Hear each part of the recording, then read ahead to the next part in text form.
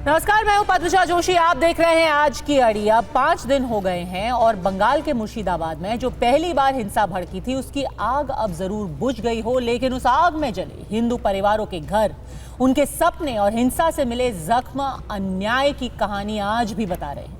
मुर्शिदाबाद के हिंदू परिवार अपना घर, गांव सब छोड़ करके मालदा के एक स्कूल में शरण लेने को मजबूर है। ये तस्वीर देखकर लग रहा है मानो देश में हिंदू अब बेगाने हो गए हैं। बीजेपी नेताओं ने स्कूल जाकर शरणार्थियों से मुलाकात की, मदद का भरोसा दिया, तो दूसरी ओर एक हिंसा की आग अभी ढंग से बुझी भी नहीं थी कि सोमवार को दक्षिण 24 परगना के भांगर में एक बार फिर से हिंसा की खबर आई।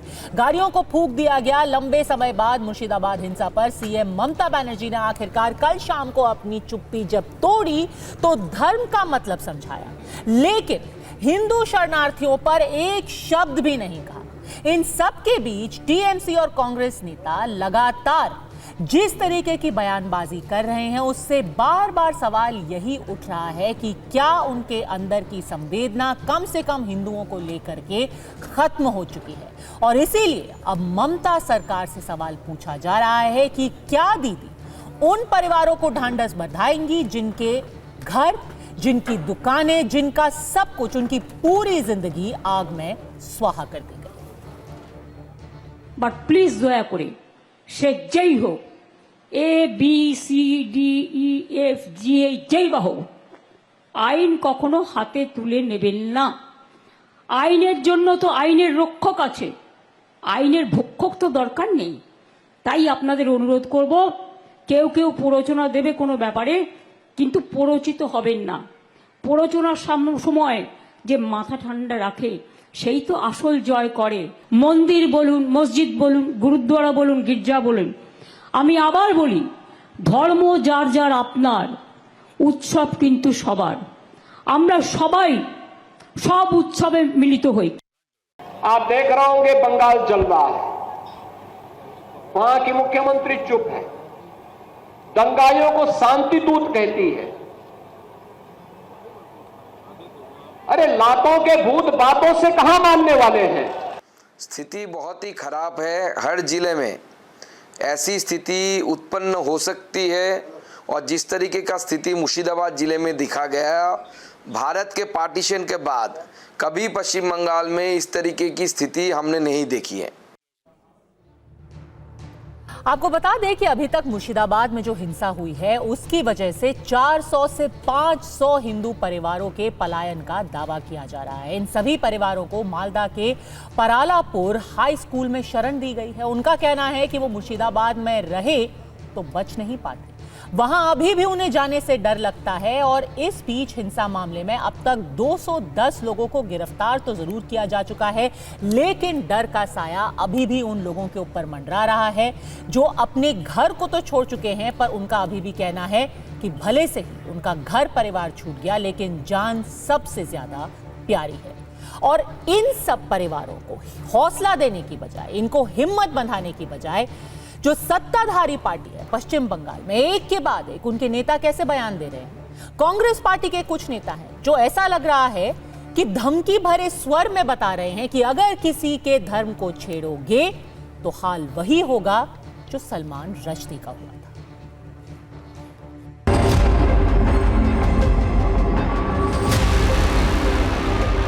जान বাঁচিয়ে এসেছে, আমাদের টাকা পয়সা লুটে নিয়েছে, আমাদের ইজ্জতও ওরা লুটতে চাইছে। কি অবস্থা, সব বাড়ি ঘর পুড়িয়ে দিয়েছে, গলায় হেসা লাগিয়ে দিয়েছে। 8 মাসের গর্ভবতী একজন আসছে, 3 দিনের বাচ্চা নিয়ে, ছেজারের বাচ্চা কি করে আসলো, কোথায় এরা কোথায় খাবে। আমাদের লোকরা বলছে, পার্টির লোকরা, যে তোমরা যে রান্না বান্না করে খাও, আমরা সব। हम लोगों को शांति चाहिए, सुरक्षा चाहिए और परमानेंट सेंट्रल फोर्स का सुरक्षा चाहिए, कैंप चाहिए यहाँ पर।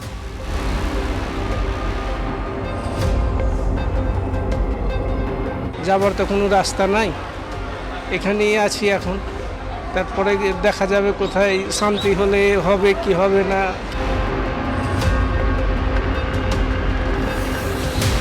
6-7 लाख रुपया का सामान था सर, पूरा एकदम डैमेज कर दिया है। कुछ हमको दीजिएगा प्रशासन ने, तो हम दुकान खुल पाएंगे, नहीं तो हमारा जो बाल बच्चा है वो मर जाएगा।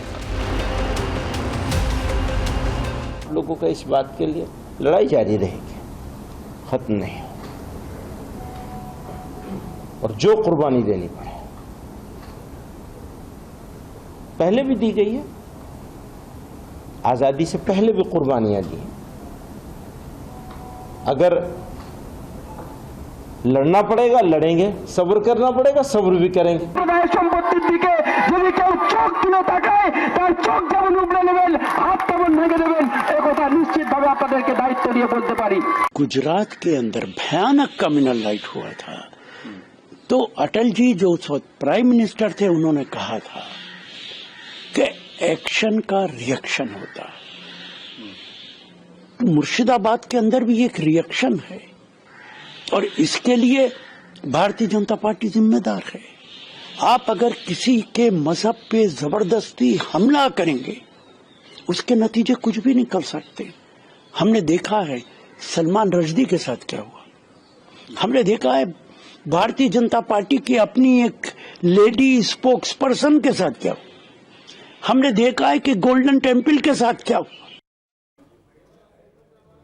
सोचिए अगर कोई चाहे भी कि वो वापस अपने घर पर लौट जाए, अगर वो ऐसी भाषा सुने कि याद करिए सलमान रश्दी के साथ क्या हुआ था, एक कट्टरपंथी ने उनकी आंख फोड़ दी थी, याद कीजिए गोल्डन टेम्पल में क्या हुआ था, स्वर्ण मंदिर में क्या हुआ था, तो क्या कभी भी वो हिम्मत करेंगे कि इस दशा में वो वापस अपने घर लौट सके। और ऐसे में अड़ी के आज के सवाल बिल्कुल सीधे हैं, क्या बंगाल में हिंदुओं को डराने के लिए हिंसा की गई है? क्या बांग्लादेश की तरह ही कट्टरपंथियों के चंगुल में अब बंगाल फंस चुका है? और क्या हिंदू परिवारों पर जुल्म की कहानी छिपाई जा रही है? लगातार इस हिंसा को लेकर के, उनके दर्द को लेकर के ये संवेदनहीन बयानबाजी क्या दिखाती है?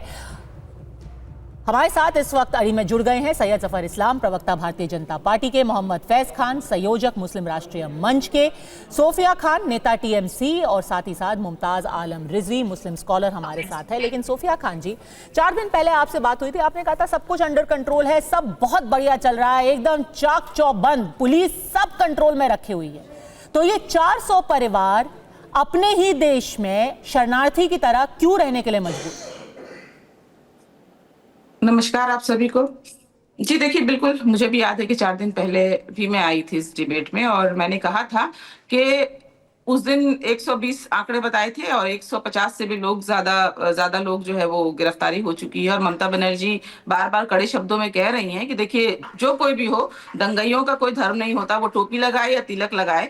तो जो लोग भी हैं वहां पर, जो लोग भी इस तरीके की हिंसा, ये देखिए जी एक बार फिर से मैं आपसे कहूंगी, नहीं ये फिर से आप गलत कर रही हैं। आप ये बार बार आपकी कोशिश रहती है, ये तिलक कहां से आ गया? किसने तिलक लगा के दंगा किया है? क्यों आप बार बार आकर टीवी पे ये चीजें कह रही हैं कि भले से ही कोई तिलक लगा करके दंगा करे? क्या मुर्शिदाबाद में किसी ने तिलक लगा के दंगा किया? खैर वो छोड़िए, ये जो बार बार जो आप कोशिश करते हैं ये बिल्कुल गलत है। आप मुझे बस इतना बता दीजिए, आप मुझे इतना बता दीजिए, ममता बनर्जी मुसलमानों को 500 परिवार क्यों अपने ही देश में, अपने ही राज्य में एक कैंप में रहने के लिए मजबूर है? आप उनको जवाब दीजिए। आप ममता बनर्जी को छोड़ दीजिए, आप बीजेपी को छोड़ दीजिए, आप उन लोगों को जवाब दीजिए। मैं बोलूंगी कैसे? आपने तो बीच में ही काट दिया ना, मैं आ ही रही थी उसी जवाब पर। देखिए मुर्शिदाबाद, सबसे पहले मैं देशवासियों को बताना चाहूंगी कि मुर्शिदाबाद बंगाल का वो क्षेत्र है जो बॉर्डर इलाके में आता है, जो बांग्लादेश बॉर्डर के क्षेत्र में है। देखिए बांग्लादेश में जो हुआ अगस्त के 2000 कुछ एक साल पहले से जो चीज हो रहा है, बांग्लादेश का इन्फ्लुएंस ऑब्वियसली यहाँ पर भी देखा जा सकता है। देखिए बांग्लादेश का बॉर्डर से चूंकि ये सटा हुआ है, ये है, देखिए पूरे बंगाल में ही प्रोटेस्ट हो रहा है। कलकत्ते में भी बहुत सिद्दीकुल्ला चौधरी के कॉल पर लाखों के लोग आए थे, लेकिन कलकत्ते में आप बता दीजिए कहीं पर भी ऐसी घटना नहीं आई। लेकिन चूंकि वो बॉर्डर इलाका है, इसलिए ज्यादा से ज्यादा ये जो समस्या हुई है ये बॉर्डर इलाके में होने के कारण हुआ है। और मुझे लगता है कहीं ना कहीं नादिया में हुई है, नादिया में हिंसा हुई है, भांगर में हिंसा हुई है। अब आप कहेंगे कि भांगर भी बॉर्डर पे है, क्योंकि वो बॉर्डर इलाका है। ऑब्वियसली बॉर्डर इलाका है तो बॉर्डर तो सेंसिटिव एरियाज होते हैं ना, ये तो हम जानते हैं कि बॉर्डर। सोफिया जी, भांगर तो खुद अभिषेक बैनर्जी की कंस्टिट्यूएंसी में पड़ता है ना, तो आप कह रही हैं कि वो भी बॉर्डर इलाका है, वो भी सेंसिटिव, वहां पे कोई कंट्रोल नहीं है पुलिस का। देखिए जब भी देश में दंगे हुए हैं, ऐसा नहीं है कि बंगाल में अचानक से हमारे आजादी के बाद, ऐसा नहीं है, स्वतंत्रता पाने के बाद कई जगह दंगे हुए हैं। मैं एक आंकड़ा बताना चाहूंगी आपको। सीएसएस एक संस्थान है मैं आपसे पूछ रही हूँ, आप क्योंकि हम पूरा इतिहास का यहाँ पर रिविजन नहीं कर सकते। दंगों को जो सोफिया जी बताती है, मेंटेन करती है। आंकड़ों की अगर बात आती है ना, तो मैं आपको एक ट्रेंड बताती हूँ, क्योंकि आप इससे पहले कि पूरी दुनिया का हम विश्लेषण कर लें यहाँ पे। सोफिया जी एक सेकंड, मैं आपको ट्रेंड बताती हूँ बंगाल में क्या होता है। और हर बार यही इधर की बात, उधर की बात, फिलिस्तीन की बात, गाजा की बात, दिल्ली की बात, मुंबई की बात आप करती है। मैं आपको ट्रेंड बताती हूँ क्या होता है बंगाल में। ये है मेरे हाथ में एक न्यूज आर्टिकल, 12 जुलाई 2023। क्या हुए थे? पंचायत चुनाव हुए थे बंगाल के अंदर। क्या हुआ नतीजन? 100 लोगों को 15 लोग मर गए, बॉम्ब फेंके गए कई जगहों पर, बैलेट बॉक्स लूट लिए गए। नतीजा उसके बाद 133 लोग, और ये तो सिर्फ आधिकारिक आंकड़ा था, भाग करके बंगाल से उन्हें जाकर के असम में कैंप में रहना पड़ा। उन्हें वहां अपनी जान बचाने के लिए छुपना पड़ा। 1 महीने तक कम से कम 133 लोग असम में छुपे रहे। ये है 2021 की बात। ये हेडलाइन देखिए, 2021 में एक बार फिर से 2021 में चुनाव हुए, उसके फौरन बाद 450 लोगों को भाग करके असम में कैंप में रहना पड़ा। बंगाल में ऐसा क्या है कि हर बार लोग अपने ही देश के अंदर रेफ्यूजी को मजबूर हो बहुमत के साथ ममता बनर्जी जीती थी ना। वो मुसलमानों के वोट से नहीं जीती थी, हिंदुओं के वोट से भी जीती थी। 2024 आप 23 की बात कर रही हैं, आप 23 की बात कर रही हैं ना, तो फिर हिंदुओं ने वोट क्यों दिया 2024 में? क्यों सांसद ज्यादा से ज्यादा आंकड़ों में जो है भाजपा का ग्राफ तो गिरा ना। भाजपा कहाँ पहले 18 सांसद थे, अभी वो 12 पे आ गए। तो सोफिया जी अगर ये लॉजिक है, अगर ये लॉजिक है, तो भले से किसी को अपना घर छोड़ना पड़े, भले से आगजनी हो, भले से उनके ऊपर बम मारे जाए, क्यों कर रहे हैं? वोट तो मिल रहा है ना, तो सब अच्छा है। हिंदू यहाँ पर सुरक्षित है, हिंदू सुरक्षित है। ये जो घटना हुई है, ये वक्फ को लेकर जो 25 करोड़ के मुसलमान जो पूरे देश में जो प्रोटेस्ट कर रहे हैं, उसमें से बंगाल भी आता है। ऐसा नहीं कि सिर्फ बंगाल में ही प्रोटेस्ट हुआ है। ये प्रोटेस्ट है या हिंसा है?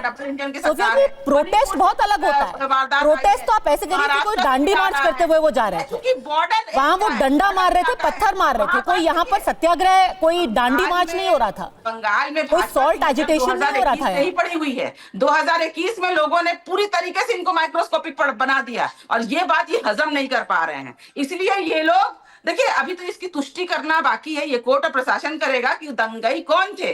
वो दंगाई कौन थे, तो दंगाइयों का कोई, मैं अभी भी अपने बात पे अटल हूं कि दंगाइयों का कोई धर्म नहीं होता। और ये दंगाई राजनीति के लिए करवाया गया है। तो अगर दंगाई का कोई धर्म नहीं होता, तो फिर वो वक्त के खिलाफ क्यों प्रोटेस्ट कर रहे हैं? सोफिया जी मैं आपको रोकना चाहूंगी, आप थोड़ा सा अपनी बातों में कंफ्यूज हो रही हैं। आप थोड़ा सा अपनी बातों में कंफ्यूज हो रही हैं। मुश्किल से 30 सेकंड पहले आपने कहा कि सिर्फ बंगाल में नहीं, देश भर में मुसलमान सड़कों पर उतरे हुए हैं वक्फ के खिलाफ।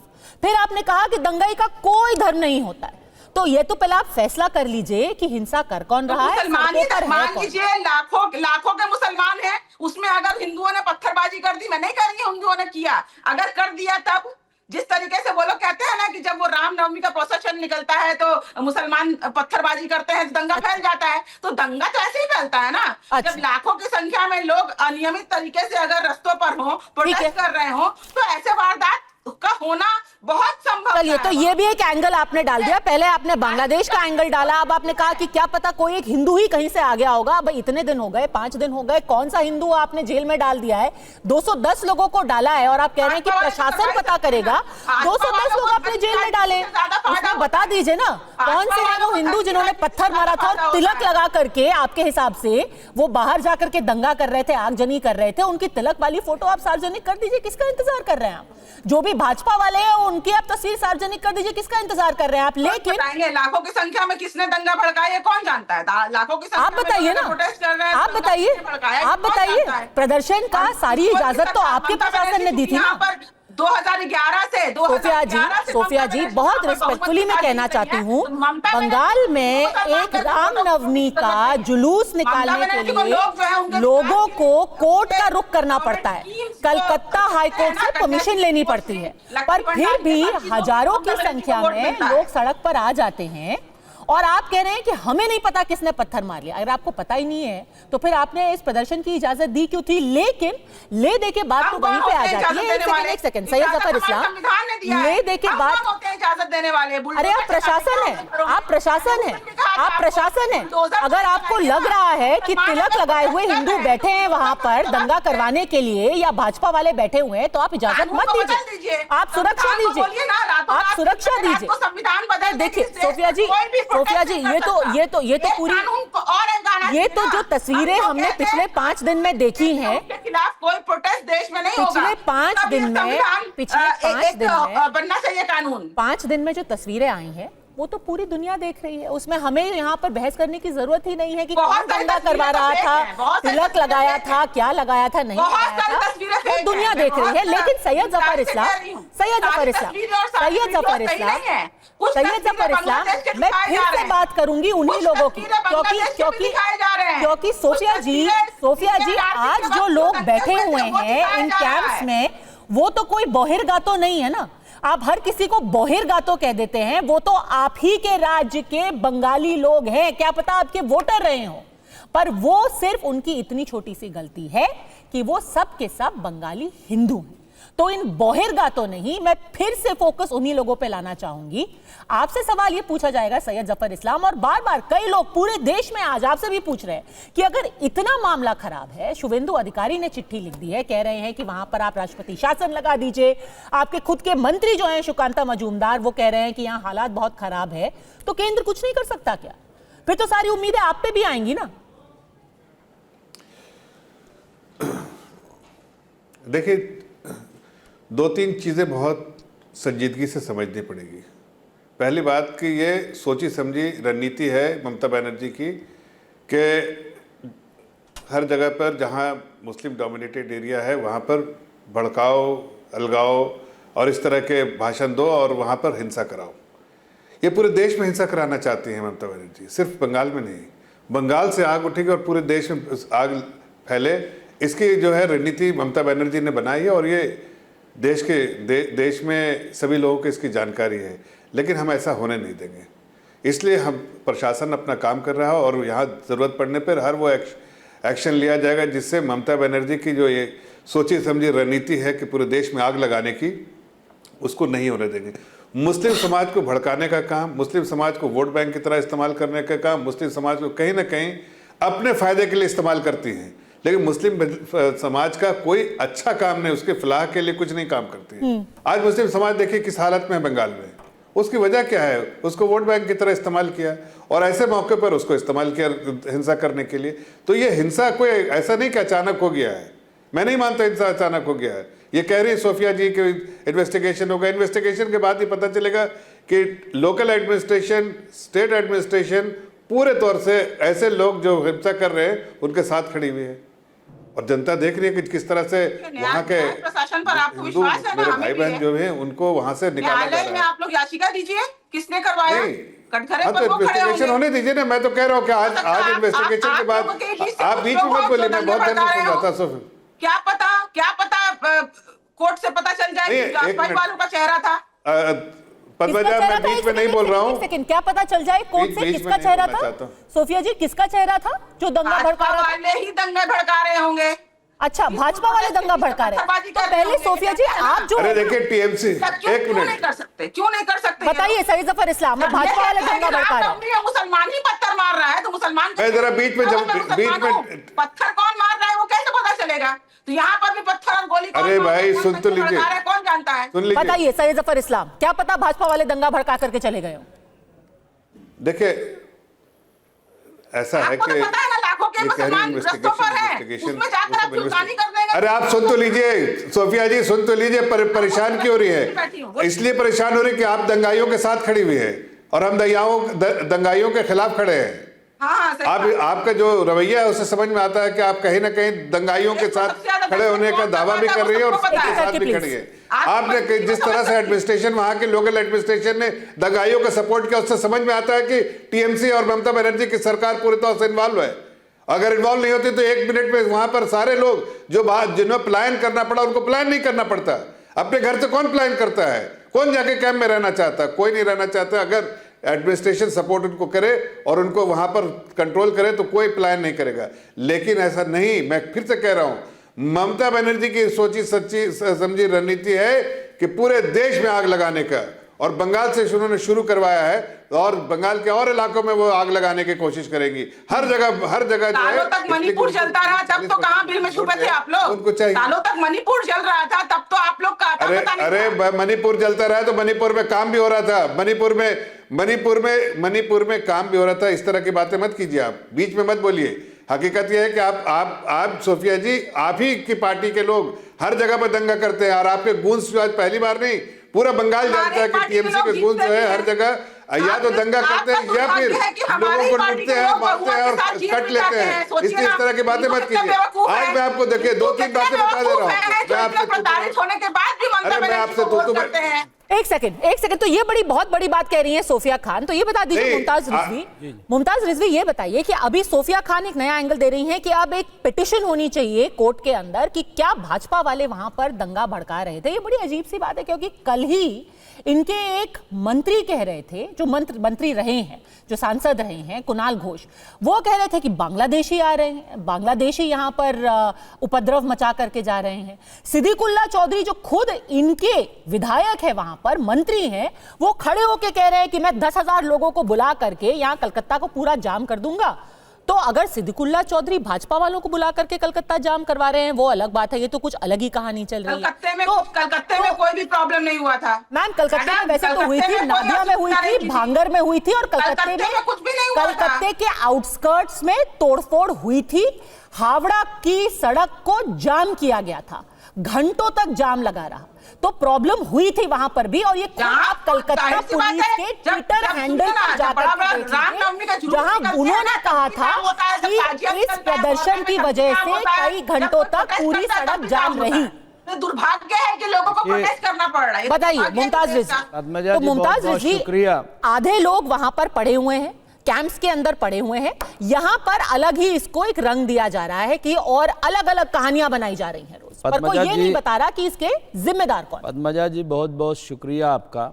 और अफसोस इसी बात का है कि जब हम 75 साल आज़ादी के पूरे कर लिए और 100 साल का जश्न मनाने की तैयारी कर रहे हैं, तो अब भी हमारा देश नफ़रतों में, दंगों में और नफ़रत की सियासत में जल रहा है।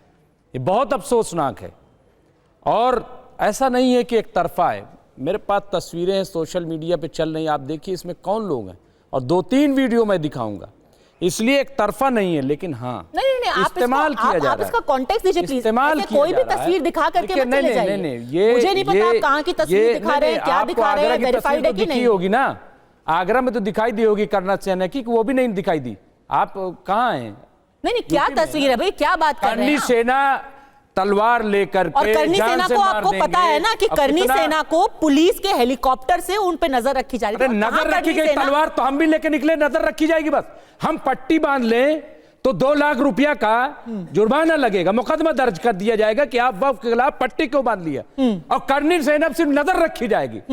फूल बरसा देते, इनका बस चलता तो फूल बरसा देते वहां से। तो वहां दंगा करना और यहाँ पे तलवार रहना, कह रहा हूं तलवार लहराना, जो कि बिल्कुल गलत है। बीजेपी से कोई बैद नहीं। सुनिए, बीजेपी का काम हिंदू पोलराइजेशन, हिंदू अपीजमेंट है, इसके अलावा कुछ नहीं है। जहां सरकार होगी बीजेपी की, वहां पे मुसलमानों को डराया जाएगा, हिंदुओं को खुश करने के लिए। और जहां दूसरे की सरकार होगी वहां हिंदुओं को डराया जाएगा कि तुम यहां महफूज नहीं हो। यह है बीजेपी की राजनीति। नहीं तो हिंदू का अपीजमेंट कैसे हो रहा है जब हिंदू कैंप के अंदर बैठा हुआ है, वो बड़ा खुश है वहां पर। उसको कहा कि चलिए हम मुफ्ती आपको, आज ही बैठे हुए आपको नहीं दिखाई दिया? उनको 2013 में, आप 500 की बात कर रही हैं, 2013 में 50,000 लोग इसी मुजफ्फरनगर उत्तर प्रदेश में। किसकी सरकार थी? सरकार से, वही तो मैं कह रहा हूं। किसकी सरकार थी केंद्र में और राज्य में? किसकी सरकार थी? सरकार से क्या होता है? किसकी सरकार? क्या फर्क पड़ता है सरकार? अरे क्योंकि सवाल तो उन्हीं से पूछा जा रहा है ना। आप कह रहे हैं कि सरकार में दंगे भड़काए जा रहे हैं। किसकी सरकार थी? जिसकी सरकार थी, चली गई सरकार। चलिए, चली गई सरकार उसकी। ठीक है, तो आपका कहना, जो भी ऐसा करेगा उसकी सरकार बचेगी नहीं।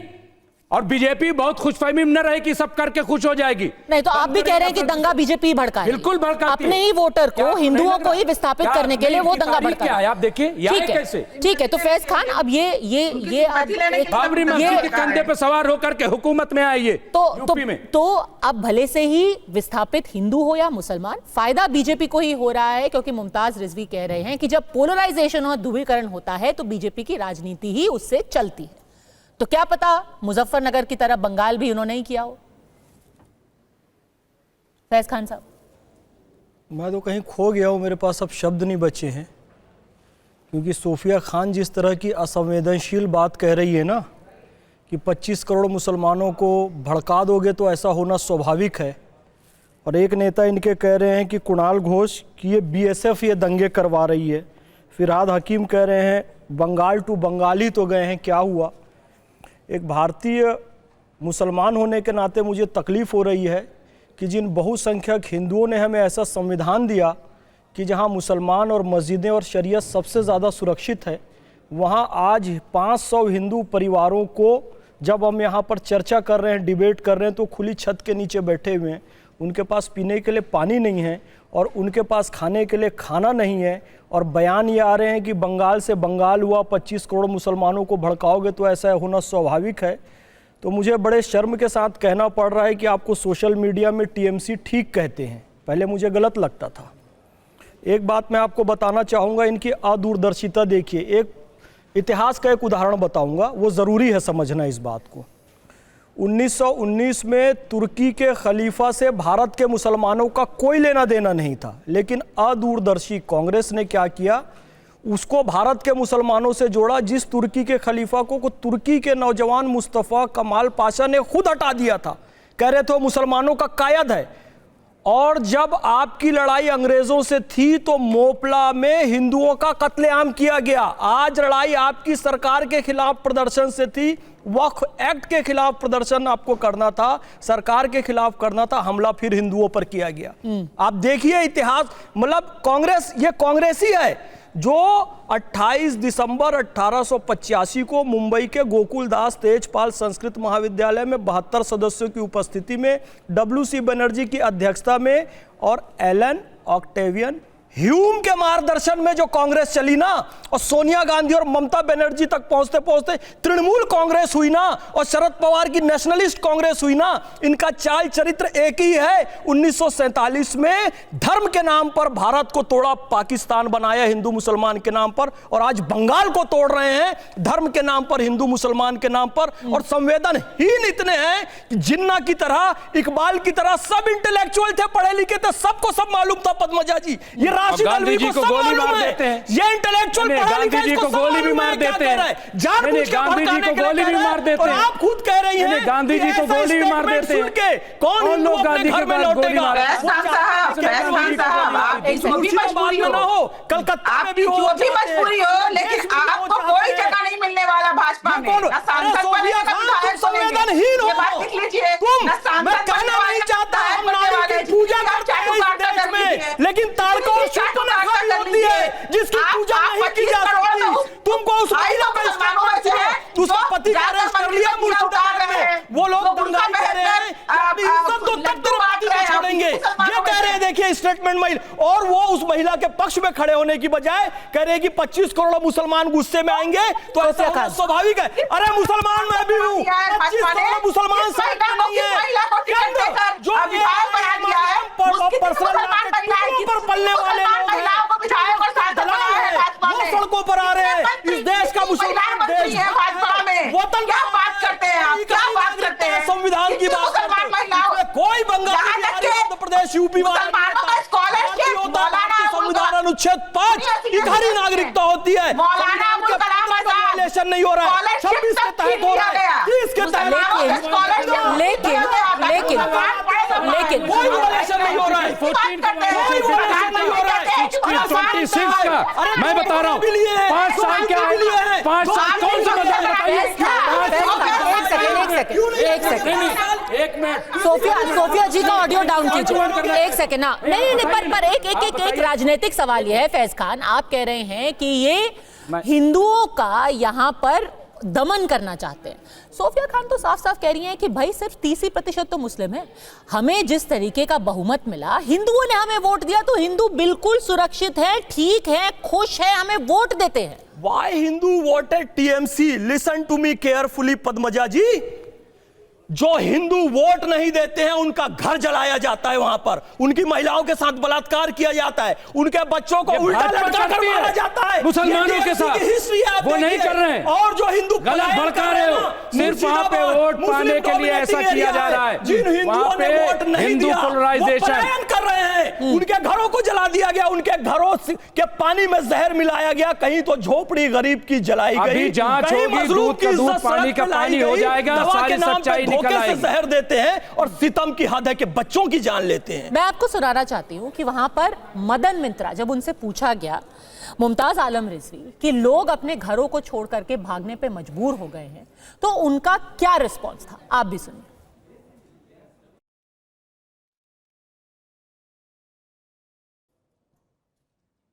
ठीक है, मैं बता देती हूं। मदन मित्रा ने कहा कि ये छोटी छोटी चीजें तो हर जगह, छोटा छोटा गड़बड़ी पूरे देश के अंदर होता रहता है। आपको लगता नहीं है कि कोई अपने घर से बेघर हो चुका है और फिर आप उनके जख्मों के ऊपर नमक छिड़क रहे हैं। ऊपर से एक तो आप उनकी मजबूरी पर हंस रहे हैं, कह रहे हैं कि ये छोटी मोटी घटनाएं तो होती रहती है, ऊपर से ये धमकी भरे जो स्वर है। महमूद मदनी साहब ने क्या बोला है और राशिद अलवी ने क्या बोला है, जल्दी से वो दोनों बातें मैं आपको सुना देती हूँ।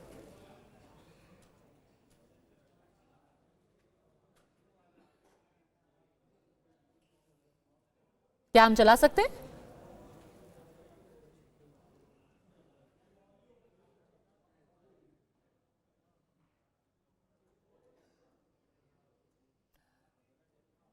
माफ कीजिएगा, इस बात के लिए लड़ाई जारी रहेगी, खत्म नहीं। और जो कुर्बानी देनी पड़े पहले भी दी गई है, आजादी से पहले भी कुर्बानियां दी। अगर लड़ना पड़ेगा लड़ेंगे, सब्र करना पड़ेगा सब्र भी करेंगे। गुजरात के अंदर भयानक कम्युनल राइट हुआ था, तो अटल जी जो उस वक्त प्राइम मिनिस्टर थे, उन्होंने कहा था कि एक्शन का रिएक्शन होता है। तो मुर्शिदाबाद के अंदर भी एक रिएक्शन है और इसके लिए भारतीय जनता पार्टी जिम्मेदार है। आप अगर किसी के मजहब पे जबरदस्ती हमला करेंगे, उसके नतीजे कुछ भी निकल सकते। हमने देखा है सलमान रश्दी के साथ क्या हुआ, हमने देखा है भारतीय जनता पार्टी की अपनी एक लेडी स्पोक्स पर्सन के साथ क्या हुआ, हमने देखा है कि गोल्डन टेम्पल के साथ क्या हुआ। बताइए, मतलब आप लोगों को एक तरीके से फिर से धमकी दे रहे हैं, दबे स्वरों में कह रहे हैं कि तुम्हें याद है ना कि सलमान रश्दी के साथ क्या हुआ था, जहां अमेरिका में स्टेज पर चढ़ के उनकी आंख में चाकू डाल दिया गया था। आप धमका रहे हैं लोगों को और फिर आप कह रहे हैं तुम सब सुरक्षित है, सब बहुत अच्छा है, घर चले जाओ अपने, मस्त रहो। पद्मजा जी, आप चूंकि एंकर कर रहे हैं, सीनियर जर्नलिस्ट हैं, पद्मजा जी मैं एक शेर आपकी नजर कर रहा हूं कि पद्मजा जी आप तो इंसाफ होने दीजिए, पद्मजा जी आप तो इंसाफ होने दीजिए, हक है जिसका कम से कम उसको तो पाने दीजिए। अरे भैया, अगर हमारा हक छीना जा रहा है, हमें दबाया जा रहा है पूरे देश में, तो आप आग लगा देंगे, फंसाया जा रहा है पूरे देश में, और दुनिया के सबसे ज्यादा मुसलमान दंगे भी साजिश दुनिया की सबसे ज्यादा मस्जिदें भारत में, हमारे यहाँ पत्थर चलवा दिया जाता है, मुसलमान पत्थरबाज हो गया, मुसलमान जो है गद्दार, मुसलमान दबाया जा रहा है, मुसलमान पाकिस्तानी हो जाता है, मुसलमान जिहादी हो जाता है, और मुसलमान उन्होंने जो प्रश्न पूछा उसका जवाब दो। धमकियां नहीं दे रहे, 500 हिंदुओं को बेघर कर दिया। वो तारीख बता रहे, क्या तारीख बता रहे राशिद अलवी? धमकी के बराबर है। हाँ, ये धमकी है, धमकी सिंगारन देते हैं, नहीं धमकी और उनके ऊपर FIR होती है, पार्लियामेंट में दी गई। मुमताज रिजवी, मुमताज रिजवी, मुमताज रिजवी, चुने हुए संसद को मुमताज रिजवी कहा था, मुमताज रिजवी, मुमताज रिजवी, मुमताज साहब, आपने शेर तो सुना दिया, पर आपने ये नहीं बताया कि किसी को खुले स्वर में ये बताया जा रहा है हम कुर्बानी के लिए तैयार हैं। उत्तर दीजिए। किसी को बताया जा रहा है कि याद रखो कि गोल्डन टेम्पल में क्या हुआ था, याद रखो सलमान रश्दी का क्या हुआ था, और आप फिर कह रहे हैं कि भाई हमें दबाया जा रहा है। इसको आपने उल्टा आप धमका रहे हो और कह रहे हो हम दब गए। उन्होंने गुजरात का जिक्र किया, शुरुआत गुजरात से की और ये कहा कि गुजरात में जो कुछ हुआ वो किस लिए हुआ? नहीं, क्या कहा? सलमान रश्दी कहने का क्या मतलब था, आप बताइए। सलमान रश्दी का जिक्र क्यों किया? गोल्डन टेम्पल का क्या मतलब था? मुझे मौका मिलेगा या मैं छोड़ दूं? बताइए क्या करे इंसान? सब क्या करे इंसान? सैयद जफर इस्लाम चूड़ी पहन ले, नहीं तो क्या करे? आग लगा दे, आग लगा दे। देखिए मैं तलवारें लोग लेकर के निकल देखिए मैं बोल रहा हूँ, मैं जरा मुझे बोलने दीजिए। देखिए कौन से, अरे सुनिए फैज साहब, एक मिनट बताइए सैयद जफर इस्लाम चूड़ी पहन ले क्या, पूछ रहे हैं मुमताज रिजवी। देखिए हकीकत यह है कि ये कांग्रेस पार्टी की बार बार कोशिश होती है कि मुस्लिम समाज को तकलीफ में झोंक दे। आज ये जो स्टेटमेंट अलवी साहब दे रहे हैं, यह महमूद मदनी साहब दे रहे हैं, उससे क्या है? आप भड़का रहे हैं जो हिंदू समाज है, जो 80% उसको भड़का रहे हैं कि तुमको हम अड़े हाथ लेंगे। अरे भाई, अगर आप बता रहे हैं कि ऐसा रिएक्शन होगा तो उसका रिएक्शन नहीं होगा क्या? मुर्शिदाबाद का रिएक्शन भारत देश के बाकी इलाकों में नहीं होगा? वही तो चाहती है ममता बनर्जी कि पूरे देश में आग लगा दो। यही चाहती है, मैं बार बार कह रहा हूं, जो रिएक्शन की बात कर रहे हैं यही कह रहे हैं। वो चाहते हैं कि दंगा हो, देश में दंगा हो, हर जगह दंगा हो, ताकि ये देश को बदनाम करने की कोशिश करें। लेकिन हम ऐसा होने नहीं देंगे। हम वहां के जितने भी, चाहे जो भी एक्शन लेना पड़े, हम जो भी एक्शन लेना पड़े वेस्ट बंगाल में लेंगे, लेकिन वहां जो प्लान कर रहे हैं हमारे हिंदू भाई बहन, उनको घर तक पहुंचाने का काम करेंगे और वहां के सरकार को कटघरे में खड़ा करेंगे। अरे बीच में मत बोलिए, वहां की सरकार को कटघरे में खड़ा करेंगे, इसलिए कि सरकारी रिस्पॉन्सिबल है। वो चाहती है, अगर डिस्ट्रिक्ट एडमिनिस्ट्रेशन का सपोर्ट नहीं होता तो आज ये कुछ नहीं होता। वहां के एमपी बाहर जाके चाय पी रहे हैं और पोस्ट कर रहे हैं, लेकिन उनको चिंता नहीं कि मुर्शिदाबाद में क्या हो रहा है। मुर्शिदाबाद में जाके उसकी चिंता करनी चाहिए। मणिपुर में जब हो रहा था तब आप लोगों ने चिंता की थी? एक स्टेटमेंट आया था, एक स्टेटमेंट मणिपुर पे आया था आप लोगों का, आप लोगों ने कोई चिंता की थी क्या? बिल्कुल, हर जगह पे चिंता की है। कांग्रेस पार्टी ने क्या चिंता की थी? क्या किया? मणिपुर में पूरे साल जलता रहा मणिपुर, लोग कहते रहे, लेकिन आपके मुंह से एक लफ्ज नहीं निकला। हमने तो हर वक्त वहां पर स्टेशन किया, आपके यहाँ तो कोई गया नहीं था। राजेश पहले 10 सेकंड के लिए गए थे, 10 मिनट माला डालते हो और बात करते हो आप। आज भी मुजफ्फरनगर के लोग कैंपों में रह रहे हैं, बहुत सारे नई कॉलोनियां बन गई, वो लोग अपने घर में नहीं लौट गए। आपने क्या किया? क्या किया? इसलिए कि आप जैसे लोग जो है ना, मुजफ्फरनगर भड़काने का काम करने, मेन स्ट्रीम में लाने के बजाय भड़काने का काम भी सजा किसी को मिली, आप कभी भी मेन स्ट्रीम में नहीं आने देंगे, इसलिए कि उससे आपका जो दुकान चलती है वो बंद हो जाएगी। मुस्लिम समाज को इस्तेमाल करना आपको, आप मुस्लिम समाज के फलाह के लिए क्या कर रहे हैं? एक सेकंड, और सोफिया खान है क्या? एक सेकंड, और सोफिया खान, जितने भी यहाँ पर वाकये गिनाए जा रहे हैं सबके खिलाफ कार्रवाई हो रही है, चल रही है, कोर्ट में केसेस चल रहे हैं। लेकिन मैं जो कल मुख्यमंत्री ने बोला, मैं उनको पूरा भाषण सुना, फिर उसका पूरा ट्रांसलेशन पढ़ा। उन्होंने एक वक्त भी, मैं एक बार फिर से आपको पढ़ करके सुनाना चाहती हूं, उन्होंने कल अपनी स्पीच में क्या बोला। उन्होंने कहा कि पहला बोसाख के पहले मैं आप सभी को कहूंगी कि सभी की अनुमति के साथ शांतिपूर्ण लोकतांत्रिक आंदोलन करने का अधिकार है, लेकिन चाहे आप ABCDEFGIH कोई भी हो, कानून अपने हाथ में ना ले। फिर उन्होंने कहा कि भाई धर्म कैसा होता है, क्यों दंगे होते हैं, क्यों युद्ध होता है, क्यों अनरेस्ट होता है, हम सब जीत सकते हैं अगर हम सिर्फ प्यार करें। फिर उन्होंने कहा कि देखिए मुझे पता है कि आप लोग बहुत नाराज हैं, लेकिन आप लोगों के बहकावे में मत आइए, आप मत भड़किए। ऐसा लग रहा था कि जैसे वो उनको सांत्वना दे रही हैं, जो दंगाई हैं उनको ये बताने की जगह कि हम, अगर तुमने दोबारा कुछ किया तो हम तुम्हें जेल में डाल देंगे। उसके अलावा उसको कह रही है कि तुम नाराज हो, मैं समझती हूं तुम्हारा नाराज होना जायज है, लेकिन तुम भड़को मत, आग अभी मत लगाओ। क्या दंगाइयों से ऐसे निपटा जाएगा? सोफिया जी, आपने शायद खुद को म्यूट कर रखा है। सोफिया जी, आपका ऑडियो म्यूट है।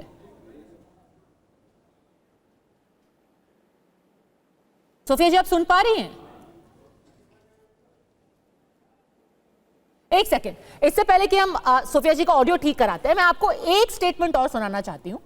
बापी हलदर, वो नेता है तृणमूल कांग्रेस के, और उन्होंने, मतलब चलिए राशिद अल्वी ने तो फिर भी कुछ सीधा सीधा नहीं कहा, उन्होंने तो कहा कि ठीक है आपको ये याद रखिए और वो याद रखना चाहिए। बापी हलदर जब वो भाषण दे रहे थे, उन्होंने तो कुछ मर्यादा ही नहीं छोड़ी। उन्होंने क्या कह दिया, आप वो भी सुन लीजिए।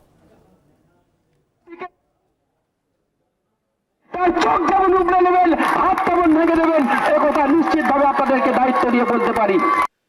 সম্পত্তির দিকে যদি কেউ চোখ তুলে তাকায়, তার চোখ যেমন উপড়ে নেবেন, হাত তেমন ভেঙে দেবেন, একথা নিশ্চিতভাবে দিয়ে বলতে পারি। बताइए सोफिया जी, ये कॉन्फिडेंस बिल्डिंग मेजर है। एक तरफ आप लोगों को कहते थे कि दंगा मत कीजिए, आप बहुत नाराज है, पर दंगा मत कीजिए क्योंकि हम आपके साथ हैं, हम आपके साथ हैं। दूसरी तरफ बापी हलदर कहते हैं मैं आंखें निकाल लूंगा। लगता है कि सारे मुसलमान पंक्चर बनाते हैं। मैं फैज खान जी से पूछना चाहूंगी, मुसलमानों के लिए वो कहते हैं पंक्चर बनाते हैं, तो फैज खान जी भी पंक्चर बनाने वाले हैं क्या? आप बिल्कुल पूछेगा, पंचर और साइकिल सब पे सवाल पूछेगा। पहले ये बताइए, क्या किसी की आंखें निकालने की धमकी देना आपके नेता के खिलाफ क्या कार्रवाई हुई? वो मंच पर खड़े होकर के जब आपके प्रदेश के अंदर हिंसा फैली हुई थी तो उन्होंने कहा मैं आंख निकाल लूंगा, मैं हाथ पैर काट लूंगा। क्या हुआ उनके खिलाफ? ममता बनर्जी के स्टेटमेंट को यहाँ पर सुना नहीं है, तो प्रधानमंत्री ने भी क्या कहा मुसलमानों के लिए वो भी सुना दीजिए। वो तो हमने बिल्कुल सुना था, सारे मुसलमान पंक्चर वाले हैं, देंगे तो बना दीजिए ना। बापी हलदर से एक सेकंड, बापी हलदर से मुसलमानों को ही दे दीजिए। सोफिया जी, बापी हलदर सांसद हैं आपके, लोगों के हाथ पैर काटने, आंखें नोचने का वो धमकी दे रहे हैं। आप उनसे सहमत है ना? इत्तेफाक रखती है ना कि लोगों की आंख नोच लेनी चाहिए? और ये नेता हैं आपके, जब इतने संवेदनशील वक्त पे वो स्टेज पर खड़े होके कहते हैं आंखें निकाल लूंगा मैं, तो आपने क्या एक्शन ले लिया उनके खिलाफ? देखिए, आपकी मजबूरी में समझती हूँ पद्मजा जी, आपके चैनल बंद हो जाएंगे। सोफिया जी, आप मेरी भाजपा वाले समझिए, आप ये समझिए बापी हलदर क्या कर रहे हैं आपके प्रदेश में, चैनल में बैठ वो समझिए। को कटमुल्ले कहा जाता है, जिहादी कहा जाता है। अरे सोफिया जी, मैं जो कहती हूँ आप उस पर ध्यान दीजिए ना, मेरे को इन सब से फर्क नहीं पड़ता। मुझे ये फर्क पड़ता है कि एक नेता जब आपके प्रदेश के अंदर हालात इतने नाजुक हैं, चीजें शांत करने की जगह धमकियां दे रहा है, वो भी मंच पर चढ़ के, और आप उसको डिफेंड कर रही है। ये सुनाइए, आप उसको डिफेंड कर रही है। छोटे छोटे क्लिपिंग काट कर सुनाइएगा जनता को, तो क्या पता चलेगा किस रेफरेंस से कहा उन्होंने। चलिए, मैं गलत होंगी। आंखें निकालने के बाद वो क्या ऐसी चीज कह रहे थे जिससे इसका मतलब बदल जाता है? उन्होंने कहा मैं आंखें निकाल लूंगा, तुम्हारे हाथ पैर काट दूंगा, तुम्हें मैं मार दूंगा, और उसके बाद उन्होंने क्या कहा ऐसे? मैं छोटी क्लिप नहीं दिखा रही हूं, वैसे मैं उनका पूरा आधे घंटे का तो भाषण दिखा नहीं सकती। बंगाल में तृणमूल क्या बोला उन्होंने? आप ही बता दीजिए ना, उनका असली मतलब क्या था? उनका असली मतलब था कि मैं आंख नोच लूंगा, लेकिन मैं बहुत आराम से नोचूंगा, फिर मैं सर्जरी करवाऊंगा। कोर्ट है, कोर्ट में कार्रवाई होगी और उस व्यक्ति को सजा मिलेगी। तृणमूल कांग्रेस से ममता बनर्जी तो नहीं कह रही है ना। बापी हलदर को सजा मिलेगी, बापी हलदर को सजा मिलेगी। जो लोगों को अभी भी धमका रहे हैं, जो लोग ऑलरेडी कैंप में बैठे हुए हैं, उनको और एक तरीके से डरा रहे हैं, उनको सजा मिलेगी। सुनिए, नुसरत जहां, देखिए भाजपा वालों की अगर आप बात कीजिएगा ना तो लिस्ट बहुत लंबी है। क्या सजा मिली है? क्या हमारी महिला पहलवान महीनों भर जो प्रदर्शन करते रही भाजपा के, कहाँ ले गई सोफिया जी? कहाँ ले गई आप? कहाँ ले गई पता नहीं मुद्दे को। चलिए, पर आप बता दीजिए, जब एक पक्ष जो है, फैज खान आप बताइए, आप बापी हलदर से नाराज हैं, आप राशिद अलवी से नाराज हैं, प्रधानमंत्री जो कह रहे हैं उनसे नाराज क्यों नहीं है, जो कह रहे हैं कि सारे मुसलमान युवा जो है पंचर साट रहे हैं? या फिर योगी आदित्यनाथ जो कह रहे हैं कि लातों के भूत बातों से नहीं मानते? कुछ लोग तो ये कह रहे हैं कि ये भी एक भड़काऊ भाषण है। प्रधानमंत्री जी कह रहे हैं कि मुसलमान पंचर लगाते हैं, और पूरा वाक्य ये है, इससे अच्छी स्थिति में आ सकते हैं, आज तक पंचर क्यों लगा रहे हैं? और प्रधानमंत्री जी यही नहीं कह रहे हैं, सच्चर कमेटी की रिपोर्ट ये कह रही है कि मुसलमान दलितों से भी पिछड़े हैं। क्षमा चाहूंगा, जो दलित भाई सिर पर मैला ढोते रहे उनसे भी पीछे मुसलमानों की स्थिति है। 50 साल कांग्रेस शासन करके मुसलमानों की स्थिति दलितों से भी पिछड़ी कर दी। ये सच्चाई ऑन रिकॉर्ड रिपोर्ट में दे रहे हैं, और नरेंद्र मोदी जी वही सच्चाई बता रहे हैं कि टीएमसी वालों, जो मुसलमानों को तुमने आतंकवादी बनाया, कसाब बनाया, और जो तुमने मुसलमानों को तहूर राणा से जोड़ा, तो याद रखो मुसलमान एक खत्म करो, एक हाथ में कुरान और एक हाथ में कंप्यूटर का कंसेप्ट लेकर आओ। वही कह रहे हैं कि तुम पंचर से भी ऊपर स्थिति में आ सकते हो, आना चाहिए। तुमको समझ में नहीं आया, हिंदी और संस्कृत में समझाया, अरबी में मोदी जी ने समझाया। को बेहा, दुनिया में जहां भी ज्ञान मिले उसे अपना ही खोया हुआ ज्ञान मानकर हासिल करना हर मुसलमान का हक है। लेकिन ये मुसलमान को क्या किससे जोड़ते रहे? आतंकवाद से जोड़ते रहे। यासीन मलिक को प्रधानमंत्री बनाकर बिरयानी खिलाते रहे। कलाम साहब के जनाजे में मुसलमानों को जाने से रोका। याकूब मेमन के जनाजे में भीड़ लगा दी। मुसलमानों का ब्रेन वॉश इन लोगों ने किया। इफ्तार पार्टी कर करके, जो कि धार्मिक क्रिया होती है इफ्तार पार्टी, उसका राजनीतिकरण तुम लोगों ने किया।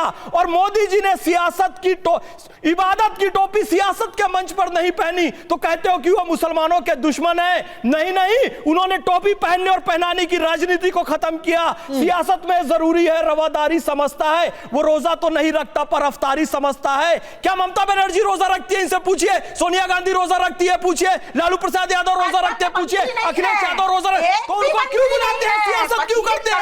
देखिए, इस्लाम को बदनाम प्रदूषित इन लोगों ने किया और अमित शाह जी ने किया नहीं किया। उन्होंने कहा मैं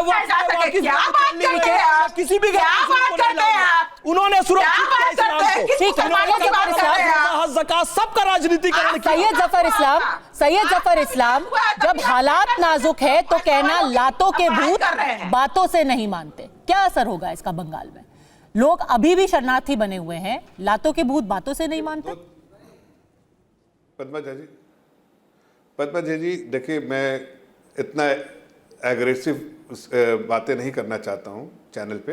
मैं सिर्फ अपने मुस्लिम भाइयों से अपील करना चाहता हूं कि वक्फ बिल जो है उनके खिलाफ बहूदी के लिए है और उससे सिर्फ उनका ही फायदा होने वाला है।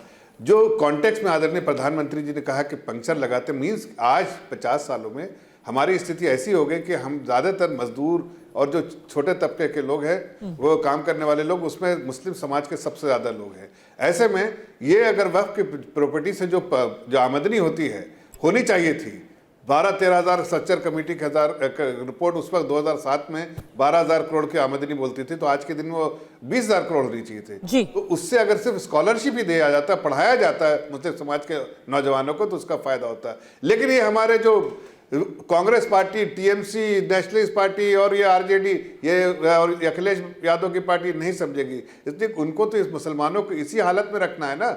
इसलिए सोफिया खान चिल्ला कह रही कि मुस्लिम को इसी हालत में रखना है, उनको दंगाइया बनाना है, गुंडे मवाली बनाना है, उनको मेन स्ट्रीम में नहीं लाना है। मेन स्ट्रीम का थोड़ी मतलब है कि आपको राजनेता बना दिया जाए। मेन स्ट्रीम का मतलब है कि आप प्रोडक्ट देश के लिए। आप कह रहे हैं कि असली मुसलमानों के लिए अगर कोई असल में काम कर रहा है तो आप कर रहे हैं, लेकिन आज उम्मीद ये भी है सैयद जफर इस्लाम साहब कि जो लोग अपनी देश के अंदर खुद अभी कैंप्स में बैठे हुए हैं, उनको भी आप न्याय देंगे। उनके लिए क्या किया जाएगा? वो अपने घर पर कब लौटेंगे? उनकी सारी उम्मीदें भी आपके ऊपर टिकी हुई हैं।